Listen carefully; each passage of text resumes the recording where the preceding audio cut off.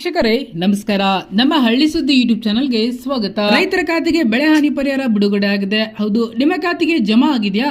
ಈ ರೀತಿ ಚೆಕ್ ಮಾಡಿಕೊಳ್ಳಿ. ಜುಲೈ ತಿಂಗಳಲ್ಲಿ ಸುರಿದ ಭಾರಿ ಮಳೆಯಿಂದಾಗಿ ರೈತರ ಅಪಾರ ಪ್ರಮಾಣದ ಬೆಳೆ ಹಾನಿಯಾಗಿತ್ತು. ಹಾಗಾಗಿ ಬೆಳೆ ಹಾನಿಯಾದ ರೈತರ ಖಾತೆಗೆ ಅತಿ ಶೀಘ್ರದಲ್ಲೇ ಬೆಳೆ ಹಾನಿ ಪರಿಹಾರ ಜಮಾ ಮಾಡಲಾಗುವುದು ಎಂದು ಕಂದಾಯ ಸಚಿವರು ತಿಳಿಸಿದ್ದಾರೆ. ಹೌದು, ಕಂದಾಯ ಸಚಿವ ಕೃಷ್ಣ ಬೈರೇಗೌಡ ಅವರು ಮಾತನಾಡಿ, ಮಳೆಯಿಂದಾಗಿ ಯಾವ ರೈತರ ಬೆಳೆ ಹಾನಿ ಆಗಿದೆಯೋ ಅಂತ ರೈತರಿಗೆ ಈ ವಾರದಲ್ಲಿ ಪರಿಹಾರ ನೀಡಬೇಕೆಂದು ಸೂಚನೆ ನೀಡಿದ್ದಾರೆ. ಪ್ರಸಕ್ತ ಸಾಲಿನಲ್ಲಿ ನಿರಂತರವಾಗಿ ಸುರಿಯುತ್ತಿರುವ ಮಳೆಯಿಂದ ಬೆಳೆ ಹಾನಿ ಒಳಗಾದ ರೈತರಿಗೆ ಈ ವಾರದೊಳಗೆ ಪರಿಹಾರ ನೀಡಲು ಸಂಪೂರ್ಣವಾಗಿ ಹಾನಿಯಾಗಿರುವ ರಸ್ತೆಗಳನ್ನು ಪಟ್ಟಿ ಮಾಡಿ ವರದಿ ಕೊಡಲು ಜಿಲ್ಲಾಧಿಕಾರಿಗಳಿಗೆ ಸೂಚನೆ ನೀಡಿದ್ದಾರೆ.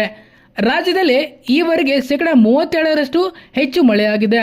ಇಲ್ಲಿವರೆಗೆ 61,700 ಹೆಕ್ಟೇರ್ ಪ್ರದೇಶದಲ್ಲಿ ಬೆಳೆ ಹಾನಿಯಾಗಿರುವ ಬಗ್ಗೆ ವರದಿ ಬಂದಿದೆ. ಬೆಳೆ ಹಾನಿಗೆ ಇನ್ನೊಂದು ವಾರದಲ್ಲಿ ಪರಿಹಾರ ನೀಡುವಂತೆ ಸೂಚನೆ ನೀಡಲಾಗಿದೆ. ಭೂಕುಸಿತ ಸೇರಿ ಮಳೆ ಸಂಬಂಧ ದುರ್ಘಟನೆಗಳಲ್ಲಿ 58 ಮಂದಿ ಬಲಿಯಾಗಿದ್ದಾರೆ. ಅವರಿಗೂ ಸಹ ಪರಿಹಾರ ನೀಡಲಾಗಿದೆ. ಹಾಳಾಗಿರುವ ರಸ್ತೆಗಳ ರಿಪೇರಿಗೆ ಜಿಲ್ಲಾಧಿಕಾರಿಗಳಿಗೆ 760 ಕೋಟಿ ರೂಪಾಯಿ ಅನುದಾನ ನೀಡಲಾಗಿದೆ ಎಂದು ಅವರು ಹೇಳಿದರು. ನಿಮ್ಮ ಬೆಳೆ ಹಾನಿಯಾಗಿದೆಯಾ? ನಿಮ್ಮ ಅರ್ಜಿಯನ್ನು ಎಲ್ಲಿ ಸಲ್ಲಿಸಬೇಕು ಎಂಬುದನ್ನು ಇಲ್ಲಿ ತಿಳಿದುಕೊಳ್ಳೋಣ. ನಿಮ್ಮ ಬೆಳೆ ಹಾನಿ ಆಗಿದ್ದರೆ ಕೂಡಲೇ ನೀವು ನಿಮ್ಮ ಹತ್ತಿರದ ಗ್ರಾಮ ಪಂಚಾಯಿತಿಯಲ್ಲಿ ಅರ್ಜಿ ಸಲ್ಲಿಸಬೇಕು. ನಿಮ್ಮ ಜಮೀನಿನ ಪಹಣಿ, ಆಧಾರ್ ಕಾರ್ಡ್, ಜಮೀನಿನಲ್ಲಿ ಬಿತ್ತಿದ ಬೆಳೆ, ಹಾಳಾಗಿರುವ ಫೋಟೋ ಹಾಗೂ ಬ್ಯಾಂಕ್ ಪಾಸ್ಬುಕ್ ಜೆರಾಕ್ಸ್ ಪ್ರತಿಯನ್ನು ಸಲ್ಲಿಸಬೇಕು. ಒಂದು ವೇಳೆ ನೀವು ಬೆಳೆ ವಿಮೆ ಮಾಡಿಸಿದರೆ ಕೂಡಲೇ ನಿಮ್ಮ ವಿಮಾ ಕಂಪನಿಗೆ 72 ಗಂಟೆಯೊಳಗೆ ತಿಳಿಸಬೇಕು.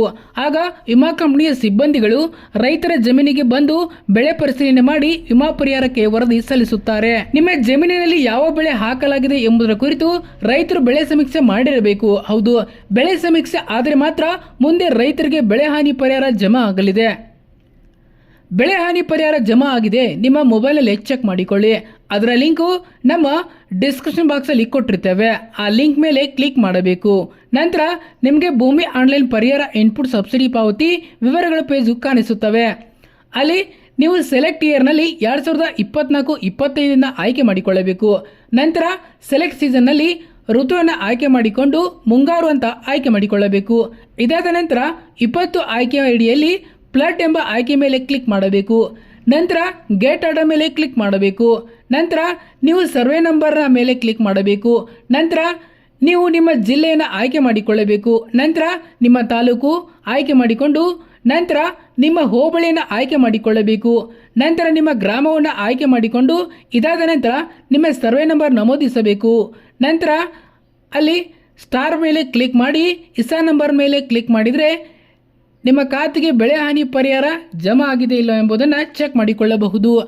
ಧನ್ಯವಾದಗಳು. ಇದೇ ರೀತಿ ಹೆಚ್ಚಿನ ಮಾಹಿತಿಗಾಗಿ ನಮ್ಮ ಹಳ್ಳಿ ಸುದ್ದಿ ಯೂಟ್ಯೂಬ್ ಚಾನಲನ್ನು ಸಬ್ಸ್ಕ್ರೈಬ್ ಆಗಿ.